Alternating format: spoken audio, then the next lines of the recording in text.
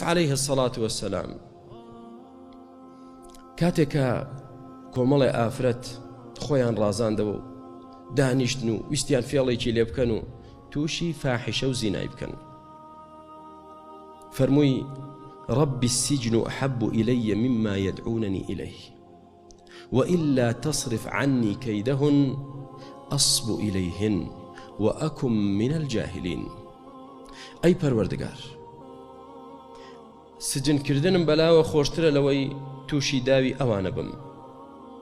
و ئەگەر بە ڕەحمی خۆت هانا بۆ تۆ دەبم ئەی پەروەردگار ئەگەر بە ڕەحمی خۆت فێڵ و مەکر و کەید و پیلانی گڵاوی ئەو ئافرەتانم لێلا نەدەی ئەصب ئیلەیهن ئەوە دڵم مەیل دەکا بەلایەندا بۆ مرۆڤە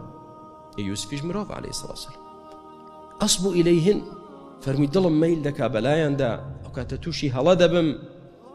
وأكن من الجاهلين أو كاتا من لجاهلكان دبم كميلم كر بلايان داو توشي فاحشة وخرابة بم أوي كديانوي بيكم أو كاتا من لجاهلكانم أي كومالي زينا كاركان هموتان جاهلن مالا من زور مثقفم من زور دڵخۆشم من زۆر سەرکەوتوم لە ژیانمدا چیم بوێ دەیکەم ما أنت إلا رجل جاهل بالله وبعظمته وجاهل بما ينتظرك يوم المعاد زۆر نەفامی نازانی چی چاوەڕەت دەکا ڕۆژی قیامەت